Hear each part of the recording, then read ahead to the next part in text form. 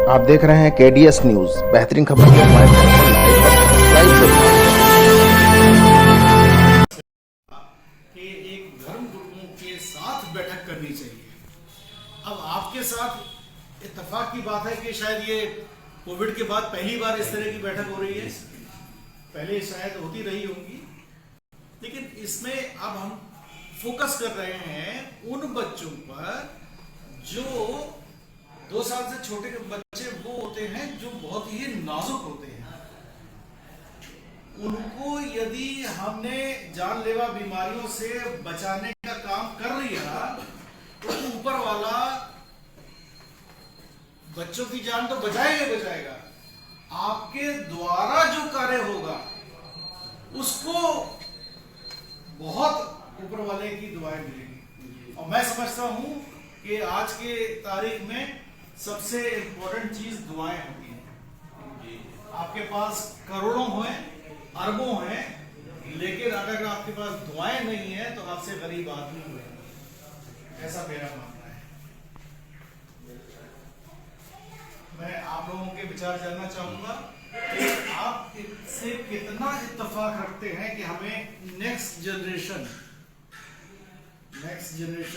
मतलब सबसे पहले वो बच्चे जो 2 साल के भी अभी नहीं हुए हैं उन्हें हम पूरी तरह से सारे टीके लगा दें जिससे कि वो बच जाए, उनको कोई जानलेवा बीमारी ना हो।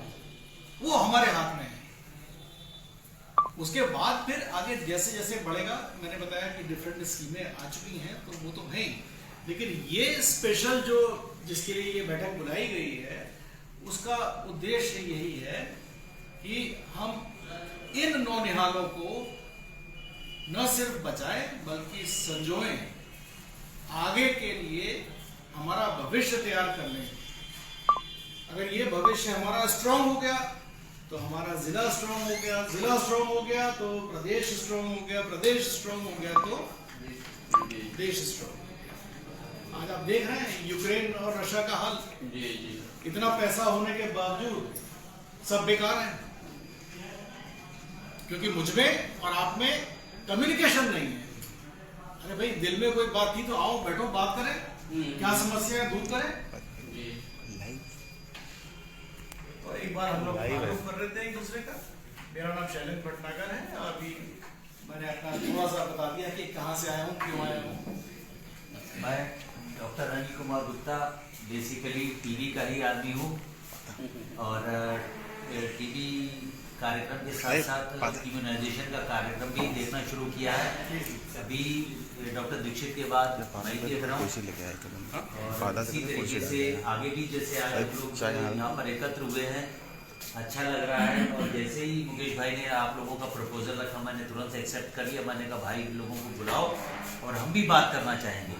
और जैसा कि सर ने भी कहा है कि मात्र यही चीज़ नहीं, हम टीबी के बारे में भी बात करेंगे, हम गर्भवती माताओं के भी बारे में बात करेंगे, उनकी डिलीवरी के बारे में भी बात करेंगे, किशोरों के भी किशोरियों के भी बारे में बात करेंगे। ठीक है, तो ये चीज़ हम लोग अब बार बार मिलते रहेंगे समय समय पर और चर्चा भी करते रहेंगे और अब इसी को आगे कंटिन्यू करते हैं। देखिए, एक्चुअली हम लोग को पता नहीं चलता है। मुझे करीब करीब 91 से मैं नौकरी में हूँ, लेकिन शुरू से ही मैं टीबी में काम कर रहा था। मैं रिसर्च वगैरह में चला गया था, तो मुझे ये सब पता नहीं था। यहाँ आने के बाद मुझे पता लगा 5,000 रुपए देती है हर गर्भवती महिला को सरकार। आयुष्मान भारत क्या होता है ये सब मुझे यहाँ आने के बाद, क्योंकि पहले हमें मतलब नहीं था। हम बिल्कुल फोकस्ड आदमी थे, रिसर्च कर रहे थे, तो वो सब चीजें इसी प्रकार से मैं समझता हूँ कि आप में से भी बहुतों को नहीं पता होगा। ये सुविधाएं दे रहे हैं, जब सुविधाएं दे रहे हैं तो हमारे परिवार को, हमारे लोगों को क्यों नहीं मिले? प्लीज, ये सरकारी स्कीम्स जितनी भी होती है किसी विशेष वर्ग का या किसी विशेष व्यक्ति का एकाधिकार नहीं होता है। ये सामान्य स्कीमें सभी लोगों के लिए, सभी वर्ग के लिए हैं जो भी उस ग्रुप में आते हैं, तो क्यों ना उसका लाभ उठाएं। ये नेशन के हित की बात हम कर रहे होते हैं, व्यक्ति विशेष की बात नहीं है, व्यक्ति हित की बात नहीं कर रहे होते हैं। Next continue please. नाम मेरा मोहम्मद आरिफ, यही लखीमपुर में इमामत करता हूँ। यहाँ पहली बार आना हुआ। कौन सी मस्जिद, किस महल्ले? मदीना मस्जिद, हाथीपुर उत्तरी। मैं मोहम्मद अशफाक कादरी, इमाम मीनारा मस्जिद लखीमपुर। आप जो है सर ऑल इंडिया पर्सनल मुस्लिम लॉ बोर्ड के लखीमपुर के प्रेसिडेंट भी हैं। गुड। आप सर मेरा नाम बैठे घनश्याम, भी प्लीज बैठे। मैं ब्लॉक मोबिलाइजेशन कोऑर्डिनेटर एसएमनेट यूनिसेफ से लखीमपुर सिटी से। सर मेरा नाम सोनू है, मैं ग्रामीण क्षेत्र का फोटोग्राफी को जान पड़ा है। ये मेरे साले शहर के फोटोग्राफी केंद्र साथ हैं। ओके, चाय लेते रहिए प्लीज। सर मैं शारिक खान सभासद नई बस्ती। आपका परिचय नहीं? मेरे पापा का नाम गुलाम है, ये अच्छा, परिचय ठीक है। जी सर मैं शारिक खान सभासद नई बस्ती नगर पालिका। सर मैं नमस्कार एजाज अहमद डीएमएस यही क्लिनिक में और मेंबर भी हूँ अपने शमशेर नगर सभा। गुड। अनीश खान मोहल्ला महाराज नगर। मैं मोहम्मद सारान कासिमी, मस्जिद इमाम शमशेर नगर। मैं समीउद्दीन कासिमी, प्रबंधक मदरसा शफीउल बड़ी मस्जिद महाराज नगर और जिला अध्यक्ष कहे गए? अच्छा। मैं भास्कर मिश्र, आवास विकास कॉलोनी में श्री सिद्धेश्वरनाथ मंदिर वहाँ के पुजारी, और हमारे पास विश्व हिंदू परिषद का मैं जिला प्रमुख हूँ। अर्चकों जो पुरोहितों का संगठन होता है उसके मैं जिला प्रमुख हूँ। इसमें 2-3 संगठन का काम भी कर रहे हैं। और जो भी आप एक कोविड को लेके किए, तो कोविड में भी आप लोगों के जरिए हम लोग का भी योगदान, जैसे लंच पैकर बांटना, वैक्सीनेशन करवाना, ये सब इसमें हम लोग भागीदारी अपना दिए। बहुत। एक चीज़ मैं आपकी जानकारी के लिए बताना चाहूँगा कि इस समय हमारा ज़िला 100% कोविड वैक्सीनेटेड हो चुका है, पहली डोज। वाह, बहुत अच्छी बात। दूसरी डोज करीब 78% हो चुकी है। तो 100% होने का मतलब ये है कि अगर आएगा भी तो छू के निकल जाएगा, खरोच मारेगा, लेकिन वो नुकसान नहीं होगा जो पहले हुआ। ये है मेरा नाम मौलाना सदरुद्दीन कासिमी है, उर्फ डॉक्टर अंसारी। मैं समाजवादी पार्टी का जिला सचिव हूँ और मानव वेलफेयर एसोसिएशन का जिला अध्यक्ष, और स्वास्थ्य विभाग से काफ़ी लोग जुड़े हुए हैं। और जो भी टीके वगैरह हमारे महीने में लगते हैं, हमने उनको एक कमरा दे रखा है। हर महीने जब भी या 2 मरतबा लगे या 1 मरतबा, हमारे यहाँ पूरी सुविधा उपलब्ध है। और जो लोग नहीं आते उनको हम बुलवा लेते हैं और पूरा हम सहयोग करते हैं। और अभी आपसे हम वादा करते हैं कि शहर के अंदर या पूरे जनपद के अंदर कहीं भी ज़रूरत हो अगर हमारी, तो आप बताइए, हम हर जगह जाएंगे। हमारी जान पहचान है, हम कोशिश करेंगे लोग टीके लगवाएं। Thank you. बहुत अच्छी, बहुत। मोहम्मद इसहाक, इमाम जामिया। सर जो है हमारे शहर इमाम हैं और जनपद के जो जामा मस्जिद है हमारी वहाँ पे हैं, और बहुत ज़्यादा रेगुलरली मतलब पर्सनली भी इंटैक्ट रहते हैं।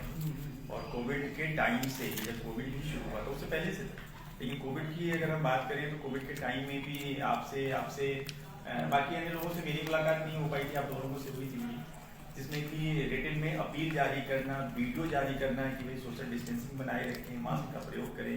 जब कोविड का वो चल रहा था, जगह जगह अनाउंसमेंट करा रहे थे, उस समय आपके वीडियो जारी हुए, अपील जारी हुई, उससे हमें कम्युनिटी में बहुत हेल्प मिली। फिर वैक्सीनेशन का टाइम आया, मेरे ख्याल से यही वजह है जो हम लोग 100% कर पाए। क्योंकि जब मैंने यहाँ पर जुलाई में आया था तो मुझे याद है करीब 13% हुआ था। मुझे बहुत ये मतलब फिगर थी। जुलाई का मतलब जून तक चली है सेकेंड वेव, और मैंने अपने सगे साले साहब को खोया है। तो वो तकलीफ शायद ही कोई परिवार हो जो बचा हो इससे। जी जी, आप सही कह रहे हैं। तो वो थी चिंता। तो हम लोग आते ही जो है इसमें लग गए थे कि कैसे हम पूरा करें। तो बहुत बहुत शुक्रिया आपका कि आप लोगों ने जो है इसको अपने साथियों को, अपने समाज को 100% करा के उनको सुरक्षित करें। अब भाई 2% हैं तो वो तो ऊपर वाला जो है कर्म पूरे हो जाएंगे तो वापस ले जाएगा, कोई बात नहीं। आप लोगों की अपील से क्या होता है ना कि हमें बड़ा बल मिलता है। कई बार जब आप रिटेन अपील देते हैं, कई बार हमारे लोग जब समुदाय में होते हैं, वहाँ पे उन लोगों को हम बता रहे होते हैं कि चलो साहब कोविड का टीका लगाओ। अब कोविड की बात करें, कोविड में बहुत सारे लोग एग्री नहीं हो रहे थे, साहब वैक्सीनेशन नहीं होंगे, ये हो जाएगा, वो हो जाएगा, डर रहे थे हम लोग।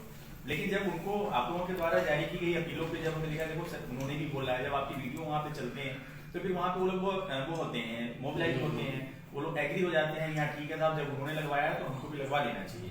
तो उन लोगों के, आप लोगों के जो अपील थी, वीडियोज थे, उनसे हमें समुदाय में बड़ा सहयोग मिला, बहुत मदद मिली हमें। आपको भी सर हमने भेजा था वो अपील, जिसमें ODM सर को भी भेजा था, उन्होंने भी बड़ा अप्रिशिएट किया था उस चीज़ को लेके, जो अपील्स थी आप लोगों की, तो उससे हमें बड़ा बल मिला था। तो अब मेरे ख्याल से अपनी जो स्पेसिफिक बात है उस पर ये सब घनश्याम जी किया करते हैं, बड़ी मेहनत करते हैं। हाँ, जो शहरी क्षेत्र हैं वो वही देखते हैं, तो आप सब लोगों से कोऑर्डिनेट रहता है। मैंने खुद भी अपने निवास पे 3 बार कोविड कैंप लगवाया, वैक्सीनेशन करा अपने घर पर ही। सभी लोगों को सहयोग हमको बहुत मिलता है। यही से प्रोग्राम लेके डॉक्टर परवीन सिंह साहब थे, तब मैंने यही से प्रोग्राम लगवाया, 3 बार मैंने अपना कैंप कराया। डॉक्टर साहब भी अनाउंसमेंट मस्जिद से करवा चुके हैं कई बार। जब भी सर जरूरत होती है सब लोग सपोर्ट करते रहता है, सब लोग चाहते हैं, सब लोग कामयाब भी होते हैं। कोविड वैक्सीनेशन को लेकर जब एक बार मैं मितौली जा रहा था, रास्ते में मेरे पास फोन आया कि कोविड में वैक्सीनेशन में भी रेजिस्टेंस हो सकता है। ये मेरे जहन में ही चीज़ नहीं थी। तो रास्ते में ही जब मेरे पास फोन आया तो मैंने कहा क्यों ना हम सब लोगों से बात कर लेते हैं। तो मैंने कहा जब मैं वहाँ पहुँचूँ उससे पहले मुझे सब लोग चाहिए वहाँ। और वहाँ जब पहुँचा तो डॉक्टर देवेंद्र ने सब लोगों को बुला लिया था तब तक, और आप लोगों से हम लगभग 1 घंटा बैठ के बात की है वहाँ पे मितौली में। जी जी जी जी। तो मुझे ये नहीं उम्मीद थी कि बेसिकली आई वॉज बिल्कुल टोटली ये था कि कोविड वैक्सीनेशन को कौन मना करेगा। लेकिन फिर उसमें उसके बाद सक्सेस मुझे ये मिली कि उस क्षेत्र से मुझे रेजिस्टेंस देखने को नहीं मिला। बहुत से ऐसे हैं जो इंजेक्शन नहीं लगाते दवा के, बहुत से लोग ऐसे हैं जो डरते हैं इंजेक्शन लगवाने से, कहते हैं जिंदगी भर में हमने इंजेक्शन कभी नहीं लगवाया। तो बताओ ऐसे लोग को कैसे टीका लगवाएंगे? बहुत से लोग हैं जो गोली नहीं खा पाते, गोली निकल नहीं पाते, वो कहते हैं कि हमको इंजेक्शन लगा के गोली नहीं खा पाए। इस मिजाज के लोग होते हैं। जागरूक करना है, जागरूक अगर आप कर लेंगे तो इस तरह के मैटर नहीं है कभी। और जागरूक करने के लिए जैसे अभी डॉक्टर साहब हम लोग को बुलाए हैं एक माध्यम बना के कि सभी में समाज में पॉजिटिव मैसेज दीजिए, पॉजिटिव आप बनाए, लेकिन नेगेटिव आप उनको बिल्कुल ठीक बात है कि हम लोग एक चीज़ तो आपस में करके हम लोगों ने 100% कोविड वैक्सीनेशन करा डाला। अब इसी प्रकार से हम लोग क्यों ना अपने यहाँ के बच्चों को 100% इम्यूनाइज करा डालें। 100% टीकाकरण कराने से हम लोग को कितनी सारी जानलेवा बीमारियों से बचाव हो जाता है, वो उसके बारे में डॉक्टर गुप्ता आपको डिटेल में बताएंगे। जैसा कि हम सभी लोग जान रहे हैं कि जब बच्चा पैदा होता है उससे पहले ही मदर प्रेग्नेंट होती है और हम वहाँ से केयर शुरू करते हैं। 3 चेकअप होते हैं, first trimester, second trimester, third trimester और डिलीवरी से पहले। फिर उसके बाद इस दौरान टेटनस की डोज भी लगती है। पहला बच्चा है तो टेटनस 1, टेटनस 2, फिर उसके बाद अगर सेकंड बच्चा है तो बूस्टर डोज। फिर उसके बाद जब बच्चा डिलीवर होता है तो उसके बाद BCG, पोलियो, मिजल्स, DPT। धीरे डॉक्टर साहब के अलावा मैं सबकी जानकारी के लिए साथ में, क्योंकि ये देखिए कोई लेक्चर नहीं है, ये डिस्कशन है। ये टेटनस का टीका यदि न लगे तो ऐसी जानलेवा बीमारी है कि शरीर ऐंठ जाता है और उसको बचाया नहीं जा सकता, उसका कोई इलाज नहीं है आज भी। तो इसलिए उसको न होने दिया जाए, उसके लिए ये टेटनस का इंजेक्शन निहायत जरूरी है। ठीक इसी तरीके से DPT का टीका, जो गलघोंटू की बीमारी नहीं होती है वो हो जाती है कॉमनली 14 साल की उम्र तक, लेकिन ऐसा नहीं कि कोई खाली उन्हीं लोगों को होती है, आगे नहीं हो सकती है। पर्ट्यूसिस, काली खांसी जिसे कहते हैं, तो इन बीमारियों से भी बचा जा सकता है और ये वाकई में जानलेवा बीमारियां होती हैं। डिप्थीरिया, पर्ट्यूसिस, टेटनस, मीजल्स, खसरा होता है, सेकेंडरी इन्फेक्शंस बहुत हो जाते हैं। मतलब हम में से कोई ऐसा हो जिसको खसरा ना हुआ, आपको तो यंग आदमी हो, लेकिन बाकी सब में तो जीवन में मेरे ख्याल से एक ना एक बार जरूर खसरा हुआ होगा। और जो खसरा हो जाता है तो उसकी मतलब अंदरूनी क्या क्या नुकसान कर सकता है वो आम आदमी नहीं समझता है, और उसको भी बचाया जा सकता है। बहुत खतरनाक होता है, क्योंकि एक बार हमको हुआ था, बाथरूम करने जाना मुश्किल पड़ गया था, बहुत भयंकर दीवार था, जिगर भी मुतासिर हो जाता है। ठीक इसी और ये खसरा होता है, अगर कायदे से इलाज नहीं हो पाई तो आखिर तक उसको जिगर तकलीफों का सामना करना पड़ता है। ठीक इसी तरीके से एक जापानीज एंसेफेलाइटिस होती है, दिमागी बुखार जिसे कहते हैं, आपके पीलिया है, पोलियो है। आपने देखा होगा पहले पोलियो के कितने सारे केसेस दिखते थे गली गली मोहल्ले मोहल्ले में, आज पोलियो का एक भी केस नहीं दिख रहा। क्यों? आप लोगों के ही जॉइंट एफर्ट्स रहे हैं, इस पर भी मेहनत हुई है। आप लोगों ने बहुत मेहनत की है। जॉइंट मेहनत बहुत इम्पोर्टेंट होती है। आप जान रहे हैं कि हम आला लटका के कितने लोगों को ठीक कर पाएंगे। अब हम लोग उस स्टेज में हैं जबकि मेडिकल लाइन को सोशलाइज करने की जरूरत बिल्कुल इस समय निहायत जरूरी है। मैं 100 मरीज देख लूंगा, 200 मरीज देख लूंगा, लेकिन अगर मैं पूरे जिले की बात करूं तो मैं कुछ नहीं कर सकता जब तक कि मैं हर जगह पर एक टीम ना बनाऊं, एक अपनी बात जो है सही तरीके से जो समाज के जिम्मेदार लोग हैं उन तक न पहुंचाऊं, तब तक ये सिलसिला नहीं बढ़ेगा। तो हम ऐसे पॉकेट्स में काम करते रह जाएंगे, भाई इधर काम किया तो ये बच गए, इधर नहीं काम किया तो इनका भारी नुकसान हो गया, छोटा मोटा नुकसान नहीं, भारी नुकसान हो जाएगा।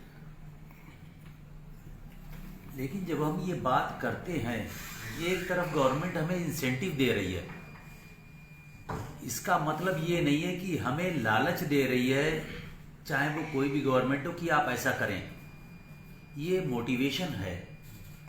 बेसिकली इसके पीछे थॉट क्या होता है किसी ने जानने की कोशिश नहीं की और ना समझने की कोशिश की और ना किसी ने एक्सप्लेन करने की कोशिश की। हम और सरकार देखते हैं कि जब भी जहां कहीं भी आप लोगों के बीच में होते हैं तो एक चीज, आज अगर हम यहां बैठे तो हमें आवश्यकता क्यों पड़ी, सबसे पहले तो ये चीज जरूरी है।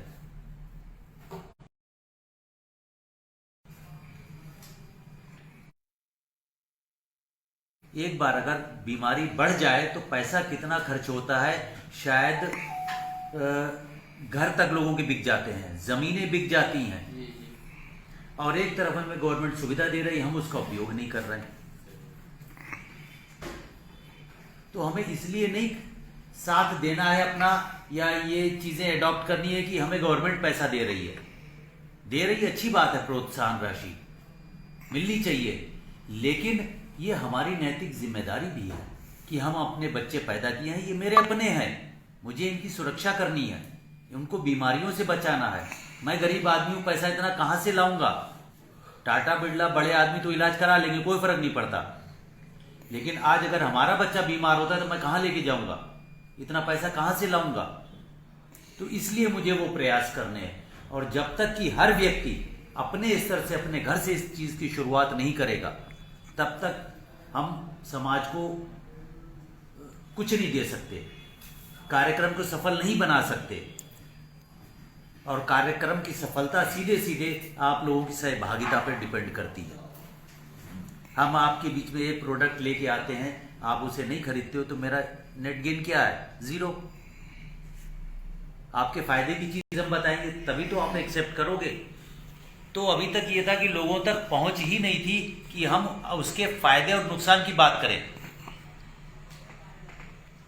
तो इस तरीके से हम लोग जब धीरे धीरे आपस में बैठते रहेंगे, चीज़ों को डिस्कस करते रहेंगे, कुछ आपके पास विचार भी जानेंगे कि हम इस चीज़ को कैसे और बेहतर कर सकते हैं। No one is absolute, even me also, मैं भी नहीं। हो सकता है कि मैं आपके कहता हूं कि आपके यहाँ लगा दो कैंप, हो सकता है कि आपकी राय कुछ और हो कि मेरे बजाय अगर इसके 2 घर छोड़ के यहाँ लगा दो तो ज़्यादा अच्छा आउटपुट मिलेगा, लोग ज़्यादा बेनिफिटेड होंगे, तो मुझे एक्सेप्ट करने में क्या दिक्कत आ रही है? ये आप सही कह रहे हैं। तो इस तरीके के भी आप लोगों के सुझाव और राय मशवरा मिलते रहेंगे, हम उनका भी अनुपालन कराना चाहेंगे ताकि समाज में लोगों को वो चीज़ पहुंच जाए, सुविधाएं मुहैया कराई जा सकें। जो मेरे लेवल पे है उनको दूर करने की कोशिश करेंगे परेशानियों को, जो सर के लेवल पे है हम सर का भी सहयोग लेंगे, और जो आपके लेवल पे है डेफिनेटली हम आपका भी सहयोग लेंगे। बस, और इसी तरीके से खाली टीकाकरण की हम बात नहीं कर रहे हैं, मैं टीबी के कार्यक्रम में भी सहयोग लेने के लिए आगे आपसे बीच में मिलूंगा और बहुत ही जल्द बैठक फाइनल करूंगा। ये जो भी कार्यक्रम सरकार आपको आपके तक पहुंचाती है, जैसे टीबी के कार्यक्रम में जांच मुफ्त, इलाज मुफ्त और पैसा भी डीबीटी के माध्यम से डायरेक्ट आपके अकाउंट में ट्रांसफर करती, तो इस तरीके की तरह तरह की स्कीम्स समय समय पर आती रहती हैं गवर्नमेंट की, और आप लोगों तक पहुंचाना भी मेरी व्यक्तिगत जिम्मेदारी होती है। तो बहुत ज़्यादा समय ना लेते हुए हम आप लोगों के भी विचार जानना चाहेंगे कि आप लोग कुछ सुझाव देना चाहें कि इस कोलैबोरेशन को कैसे और बेहतर बनाया जा सकता है। एक बात जो डॉक्टर साहब ने शुरू में कही थी उस पर चर्चा नहीं हो पाई, बीसीजी के टीके का नाम लिया था। बीसीजी का टीका 2 साल तक बचाता है, उसके आगे नहीं बचाता टीबी से। तो उसके लिए 2 जानलेवा तरह से टीबी बच्चों को नुकसान कर सकती है, एक तो दिमाग की टीबी और एक खून में टीबी, तो उसको मिलियरी टीबी कहते हैं। वो दोनों ही चीज़ों को अगर बीसीजी का टीका लग जाता है तो 2 साल तक वो बच्चा बचा लेता है। हम लोग को ये देखना होता है कि हमारे बच्चे जो हैं, अभी इतनी सारी बीमारियां डॉक्टर साहब ने बताई, ये सारी बीमारियों के टीके लग गए कि नहीं लग गए, या दवाई पोलियो की पीली कि नहीं पीली। तो क्या हुआ कि कोविड के कारण हम सबका ध्यान उस पर था, क्योंकि वो इमीडिएट वाली चीज थी, वो एकदम युद्ध वाली चीज थी कि इससे कैसे बचाएं समाज को। तो अब उससे हम लोग बच गए। अब हम लोग जो बच्चे छूटे हुए हैं, तो हम लोगों ने एक सर्वे कराया आशाओं के माध्यम से, आशा बहन जी होती है ना गाँव में, तो उन लोगों के माध्यम से एक सर्वे कराया कि कितने लोग बच्चे छूटे हुए हैं। तो उन्होंने बच्चों की संख्या निकाल कर दे दी, साथ में जो हमारी पार्टनर एजेंसीज हैं, यूनिसेफ है, WHO है, सब ने मिलकर ये हमको बताया कि साहब यहाँ पर इतने छूटे, यहाँ पर इतने छूटे, यहाँ पर इतने छूटे। तो अब हमारा पहला एम ये है कि जो छूटे हुए बच्चे हैं उनको पहले हम 100% कर ले जाए, फिर उसके बाद जो दूसरा चरण आएगा, फिर तीसरा चरण आएगा, तो ये हम लोग करते रहेंगे। तब तक उम्मीद है कि हम लोग इसमें 100% पे चले जाएंगे। तो सब कुछ कहना चाहेंगे? हाँ सर, ठीक है। अब मैं बात वहीं से शुरू करूंगा जहां मैंने खत्म किया था, कि वहीं से जहां स्टार्ट किया था कि बच्चों के वैक्सीनेशन को लेके कि हमारे मोहल्ले में, हमारे समाज के बीच में उस जगह पे सत्र लगता है जहाँ पे कि हमारे ही लोग होते हैं, हमारे घर में से किसी एक के घर में लगता हुआ होता है। तो बहुत सारी बातें हैं, जैसे टीके हैं, तो सिंपल सी भाषा में हमें 2 बातें याद रखनी है। पहली चीज कि हम लोग 12 जानलेवा बीमारियों से, जानलेवा मैं इसलिए कह रहा हूँ कि पहले भी मैंने बताया था कि जानलेवा इसलिए कि इन बीमारियों के होने से बच्चों की जान चली जाती है, इसलिए इसको हम जानलेवा बीमारियां कहते हैं। तो हम लोग 12 जानलेवा बीमारियों से बचाने के लिए 10 टीके लगाते हैं, है ना। सिंपल सी बात है, 10 टीके लगाते हैं। इसमें हमको केवल ये ध्यान रखना है कि 5 साल में, जब तक हमारा बच्चा जब से पैदा होगा तब से लेकर के और 5 साल में 7 बार उसको टीकाकरण करवाने जाना है। मतलब 5 साल का जब तक होगा वो, उसके बीच में उसको 7 बार जाना है।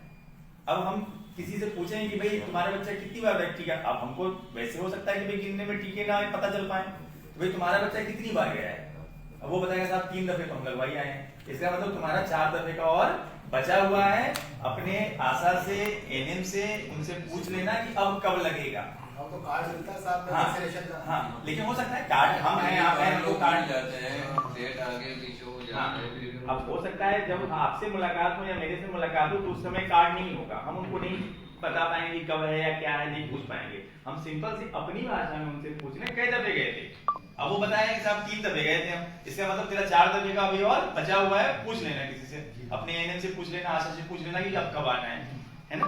तो एक तो ये 2 सिंपल मैसेज सर हमारे मतलब हम अपनी तरफ से रखेंगे कि 5 साल में 7 बार बच्चे को टीकाकरण करवाने जाना है और 12 जानलेवा बीमारियों से बचाने के लिए हम 10 टीके लगा रहे हैं। तो एक तो ये जो एएनएम्स की बात करी, तो क्या ये कर सकते हैं कि आप लोगों का एक वो तो बनाएंगे या ग्रुप या कांटेक्ट नंबर है, वो एएनएम्स का नाम, मोहल्ले का नाम, गांव का नाम इस ग्रुप में आप डाल दें, जिससे कि आप अपने इलाके में अगर कहना हो किसी को कि भाई देखो फलानी एएनएम जो है आती है, वो उसका नंबर भी लिखा हुआ है उसमें, तो आप तुरंत उसका समाधान कर देंगे। अदरवाइज क्या होगा कि आप बिल्कुल अंधेरे में रहेंगे कि उसका पता तो चल गया कि नहीं लगा, 7 बार लेना था लेकिन 3 बार हुआ, 4 बार, लेकिन वो 4 बार कौन लगाएगा? वो गुप्ता जी तो नहीं लगाएंगे, वो शैलेंद्र भटनागर तो नहीं लगाएंगे, वो कोई एएनएम लगाएगी। तो इंस्टेड ऑफ ये कि इनसे शिकायत करें, इनसे शिकायत करें, मुझसे शिकायत करें, सीधे उस एएनएम से कहते हैं बहन जी हमारा यहाँ के इन्हें 28 बच्चे जो हैं वो छूटे हुए हैं, इनको आप ये टीके लगवा दीजिए। तो इस तरह की एक डायरेक्टरी जो है इस सबके साथ शेयर करना जैसे कि अभी बताया कि एना वाली बात ठीक है कि उनकी जानकारी नहीं है कि हमारे परिवार में या हमारे क्षेत्र में 1 या 2 बच्चे छूटे हैं। हम लोग का भी ये भी बनता है कि कर्तव्य कह लीजिए कि हम लोग का बनता है कि हम भी अपनी डायरी मेंटेन रखें। डायरी में जो वहाँ की आशा और आंगनवाड़ी और एएनएम जिनका उन सबका कांटेक्ट नंबर भी हो विद एड्रेस। फिर जैसा भी आप बताएं कि जैसे 3 टीके लगे अभी 4 उनको बाकी है, वो 3 टीके लगे वो आप अपनी डायरी में नोट करिए, उनका एड्रेस है जिनके यहाँ लग गए हैं। ये हमारी जानकारी में रहेगा कि उनकी यहाँ डेट में लगनी है, 10 दिन पहले 2 दिन पहले आप बता दिए हम लोग, जाके वो भले आशा जी ना जाए या हम ना जाए तो हम लोग के माध्यम से वो जाके टीके बहुत बढ़िया, बिल्कुल सर, आपने उसको फोन किया एएनएम या आशा को कि भाई हमारे इलाके में इतने बच्चे छूटे हुए हैं, वो आई आपके यहाँ, आपने नाम जो है मेमोरी होनी चाहिए, उसने नाम लिया आपसे और एड्रेस दिया और वो तो इस तरह से हम उधर से आशा हेल्थ डिपार्टमेंट से चल रही है, इधर से आप समाज को रिप्रेजेंट कर रहे हैं, जैसे दोनों जने मिलके जो है समाज और बाकी लोग जैसे क्षेत्र के लोग जानते हैं कि एएनएम या आशा आंगनवाड़ी है। अब जैसे हम मंदिर पे तो लोग जैसे हम तो लोग जानते हैं कि वहाँ पे संपर्क सूत्र है, लेकिन हम भी उनकी जानकारी में रहे, वो हमारी जानकारी में भी रहे, उनके इस समस्या को कैसे सॉल्व पे उसमें भी हम लोग रहे। इसलिए ये चीज आप लोग की क्या राय है इस बारे में? ये डुएबल चीज है? हाँ ये अच्छी बात कर सकते हैं? हाँ ये बहुत ही इजी है, बताएं हम, कोई मुश्किल ये किया जा सकता है। तो आपको वो बिल्कुल सही कहा कि हमारी जो आशा एएनएम है वो सीधे आपके पास आए और आपसे ले ले कि कितने उसके पास भी है, आपके पास भी है। हो सकता है कि उसके पास हो छूटे हुए बच्चों की संख्या 28 और आपके पास हो 38, तो वो कौन से 10 बच्चे भैया जरा मुझे बता दीजिए। बहुत बढ़िया, बहुत बढ़िया। किसी भी जो हमारे अभियान होते हैं, किसी भी अभियान को सफल बनाने के लिए हमको 2 चीजें हैं कि एक तो वो काम है क्या, तो काम जैसा आप लोगों ने जान लिया कि वो टीके होते हैं, कि टीके लगते हैं जानलेवा बीमारियों से बचने के लिए लगते हैं। अब उसकी इंपॉर्टेंस क्या है, उससे लाभ क्या है? तो लाभ यही है कि बीमारी होने के बाद उसको ठीक नहीं किया जा सकता है, उसको बचाव के लिए ही हम टीका लगा रहे हैं। हम इंतजार नहीं करेंगे कि साहब हमारे बच्चे को वो बीमारी हो जाएगी तब हम वो टीका लगवा लेंगे, फिर वो किसी काम का नहीं रहेगा हमारे। तो बीमारी होने से पहले हमको टीका लगवाना है ताकि हम उन जानलेवा बीमारियों से अपने बच्चों को सुरक्षित रख सके। ये हमारी उस चीज की इंपॉर्टेंस है। अब सर कुछ उम्मीद मतलब जो एक्सपेक्टेशन है हमारी, गुजारिश है आप लोगों से, वो 3 गुजारिश मैं करना चाहूंगा जिससे कि हमें इस कार्यक्रम में या अपने जो भी कार्यक्रम होंगे, फिलहाल हम इस पे बात कर रहे हैं तो उसमें हमें आपसे क्या मदद मिल सकती है। सर पहला हम ये चाहेंगे जैसे कि आज हम 10 लोग यहाँ पे इकट्ठे हैं, तो जो हमने जितनी महत्वपूर्ण बातें आज की है वो अगर हम 5-5 लोगों को भी बता दें तो वो एक बहुत बड़ी संख्या हो जाएगी, है ना। तो हम 10 लोग 500 लोगों तक मैसेज पहुंचा सकते हैं। और सपोज करें कि हम 5 तो आप पहुंचाएंगे, अगर उसने एक को भी बता दिया अगर उन्होंने, तो 500 लोग मिलकर के बहुत दूर तक उस मैसेज को पहुंचा देंगे कि वैक्सीनेशन बहुत जरूरी है, टीकाकरण, और ये बच्चों को बीमारियों से बचाने के लिए किया जाता है। अगर हम, और ये बहुत जरूरी है, इसे हम सबको कराना चाहिए। अगर ये 3 बातें भी किसी को बता दी उन्होंने, तो हमारा जो मैसेज है बहुत दूर तक सर्कुलेट हो जाएगा, सब लोगों तक पहुंच जाएगा। दूसरी गुजारिश ये है कि जो भी हमारे मस्जिद हैं, मंदिर हैं, या जो भी ऐसी जगह है, चाहे हमारे मेंबर साहब के पास हो या इमाम साहब के पास तो है ही है, पुजारी जी के पास भी है, जहां से कि अनाउंसमेंट हो सकता है। तो जिस दिन आपके मोहल्ले में हमारी, हालांकि आशाएं भी संपर्क करेंगी, हम उन लोगों को भी मैसेज देते हैं कि आप अपने नजदीकी मस्जिद, मंदिर या जो भी ऐसी जगह है जहां से अनाउंसमेंट हो सकता है, वहां आप संपर्क करें। हम अगर वो संपर्क करती हैं तो आप सब लोगों से यही गुजारिश है कि आप वहां से एक अनाउंसमेंट कर दीजिएगा कि आज फला जगह पे या फला की बैठक में, फला मदरसे में या फला स्कूल में बच्चों को जानलेवा बीमारियों से बचाने के लिए टीके लगाए जा रहे हैं। आप सभी अपने बच्चों को जिनके भी टीके छूटे हैं वो सब जाकर के टीका लगवा लें। आपका एक अनाउंसमेंट हमारे पूरे समाज पे बहुत असर डालता है ना। आप अनाउंसमेंट करके शायद हो सकता है कई बार आपको पता ना चलता हो क्योंकि आपने कितना इंपॉर्टेंट काम कर दिया है हमारे लिए, है ना, लेकिन जो आप अनाउंसमेंट करते हैं उसका बहुत फर्क पड़ता है ना। तो कोई अनाउंसमेंट, दूसरी गुजारिश हमारी यही रहेगी कि आप सब लोग जहां भी ये माइक की सुविधा है वहां से अनाउंसमेंट जरूर करा दीजिएगा। और तीसरी चीज है कि जो छोटे बच्चे हैं, जो मना करने वाले लोग हैं, जो किसी भी प्रकार से हो सकता है हमारे समझाने से नहीं समझ पाया हो, हमारे बुलाने से नहीं आ पाया हो, तो उनके बुलाने समझाने में जब भी हमारी टीम या हम या जैसे ही आपकी नॉलेज में आता है, इसमें जरूर हमारी मदद करें। उन लोगों को जरूर ये समझाएं कि टीकाकरण बहुत जरूरी है और आप सब लोग टीके लगवाएं। ये 3 आपसे सहयोग की हमारी अपेक्षा है, बाकी हमारी तरफ से यही था सर। मैं district immunization officer doctor Gupta से ये ज़रूर कहूँगा कि आप एक ग्रुप बना लें आपका। और अभी मुझे कुछ एक बड़ी प्रोमिनेंट सी अभी मिसिंग लग रही है, गुरुद्वारे से कोई नहीं है, कोई बात नहीं, नेक्स्ट है, एक ग्रुप बना लें और उनमें सीधे सरल शब्दों में एक पेज से अधिक नहीं, वो मैसेज आप डाल दें ग्रुप में कि ये जो बीमारियां हैं ये हैं और इनसे इस तरह से बचा जा सकता है, सीधे सरल शब्दों में। तो आपके पास हमेशा रहेगा। और क्योंकि ये आपने कहा कि ये 2 साल बाद इस तरह की बैठक हो रही है, तो आगे भी होती रहेगी। नेक्स्ट टाइम आप इसकी हार्ड कॉपी भी आपको उपलब्ध कराएं, जिससे कि आप जनता को बताने के लिए आपके पास वो मैटर अगर हिंदी में या उर्दू में या जैसे भी चाहे उस तरह से ये उपलब्ध होगा, तो आप ज़्यादा अच्छी तरीके से और बार बार लोगों को बता सकते हैं कि ये हम लोग सुविधाएं देने जा रहे हैं। और मंशा दोनों का एक ही है, चाहे स्वास्थ्य विभाग वाले करें चाहे आप करें, दोनों का मंशा ये है कि हमारे बच्चे जो हैं बिल्कुल शेर की तरह बिल्कुल मजबूत हो और उनको कोई बीमारी न घेरे। ये तो सभी चाहते हैं, कौन ऐसा होता है कि वो नहीं चाहेगा कि मेरे बच्चे दुरुस्त रहें।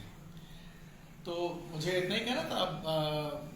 आप कुछ कहना चाहेंगे? हाँ, मैं बस अब आप लोगों से कुछ राय। हाँ, आप लोग अगर कुछ इसमें सजेस्ट करना चाहें कि और किस तरीके से बेहतर कर सकते हैं कम्युनिकेशन। सहयोग करेंगे, जब काम होगा हम लोग को सहयोग करेंगे। जैसे सही है, सही है। जैसे हम लोग हैं, अगर कुछ 7 तारीख का लगने वाला है, 1-2 दिन पहले नहीं, हम लोग ये कहना चाह रहे थे कि जैसे ये टीकाकरण ही है या जैसे कोविड का वैक्सीनेशन भी, इम्यूनाइजेशन से संबंधित जो भी चीजें, अगर कोई सुझाव हो, आपको लगता हो कि आपके मोहल्ले में या आपके मोहल्ले में कोई ऐसी चीज कम है या इसको थोड़ा सा ठीक कर लें, तो वो आप हमें बताएं, तो हम लोग हो सकता है उसको दुरुस्त कर सकें। नहीं, एक चीज तो बड़ी साफ है कि साहब ये 12 बीमारियों से ऐसी बीमारियां जिनका इलाज संभव नहीं है तो निहायत महंगा है। प्रैक्टिकली आप मान के चलें इलाज संभव नहीं है। ये बीमारियों के बचाने के लिए हमको टीका लगाना चाहिए कि नहीं लगाना चाहिए? कितने लोग इससे असहमत हैं कि टीका की हमें जरूरत नहीं है? प्लीज। असहमत की संख्या भी बहुत कम मिलेगी, असहमत की संख्या कम मिलेगी। बहुत अच्छी बात है। एक फिगर है हमारे पास जो हम लोगों ने बड़ी मुश्किल से ही ढूंढ पाए हैं उसको। 116 लोग हमारे इसी 30 वार्ड में 116 लोग ऐसे हैं जो आज की डेट में टीके लगवाने से मना कर रहे हैं। उनके मोबिलाइजेशन के हम लोग लगातार कोशिश कर रहे हैं कि भैया लगवा लो, उनके घर पे जा रहे हैं, उनको बता भी रहे हैं। लेकिन अभी 116 लोगों की सूची है जो अभी जब हम लोग फील्ड में पहुंचेंगे अभी तो आपको भी ये चीज शेयर करेंगे हम। तो 116 लोगों के नाम से हम जानते हैं इन्होंने वैक्सीनेशन से मना कर दिया। हो सकता है कि उनके मन में हो कि पता नहीं ये क्या करेंगे, लगाने से कुछ गड़बड़ हो जाएगा, साइड इफेक्ट हो जाएगा, लेकिन ये उनको नहीं मालूम है कि अगर नहीं लगाया तो कौन कौन सी जानलेवा बीमारियां हो जाएंगी, गलघोटू हो जाएगी, टीबी हो जाएगी। तो डॉक्टर कंसल साहब के साथ उन्होंने काम किया, कोई नहीं। बिल्कुल। और उस समय